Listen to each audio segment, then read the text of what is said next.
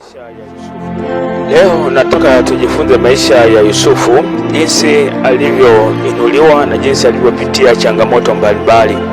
Ujumbe huu ni mzuri sana, utakwenda kukutia moyo, kukuinua wewe ambaye wakati mwingine unakata tamaa, unachoka. Nataka nikukumbushe tu kwamba maono wakati mwingine yana vita. Unapokuwa na maono makubwa ndipo na vita inapokuwa kubwa sana katika maisha yako, lakini unapokuwa na maono madogo na vita inakuwa ni ndogo sana katika maisha yako. Yusufu alikuwa ni mmoja ya watoto 12 wa Yakobo ambao walizaliwa, lakini Yusufu alikuwa ni mtoto wa tofauti sana kulingana na maisha yake.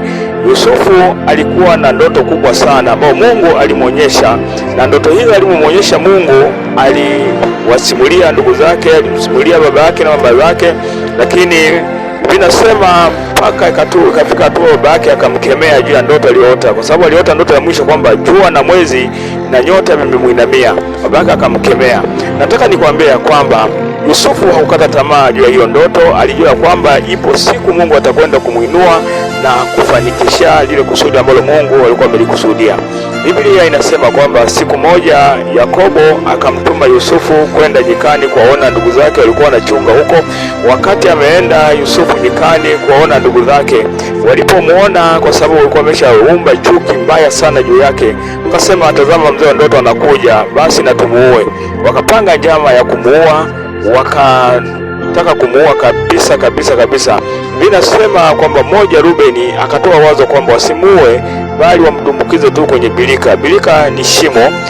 Wakati umepanga kumdumbukiza kwenye bilika, wakamdumbukiza, wakamvua ile kanzu yake. Baadaye kwa kuwa wamezamilia kufanya mabaya, ile kanzu wakaua mnyama ambaye kwa mmoja wa wale kondoo, wakaichovya ile damu kwenye ile kanzu kwa ajili ya ushahidi wa kumpelekea baba yao.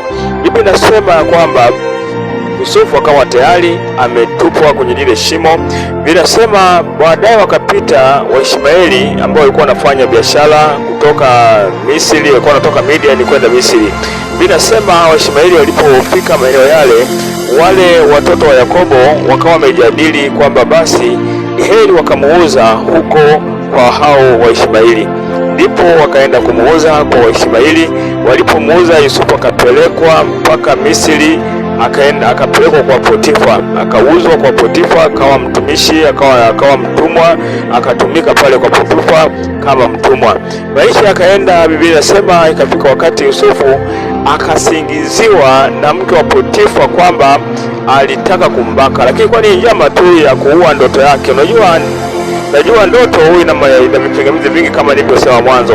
Mke wa Potifa alipomwona Yusufu na misemo yake na jinsi alivyokuwa, Yusufu alikuwa kwamba ni mzuri.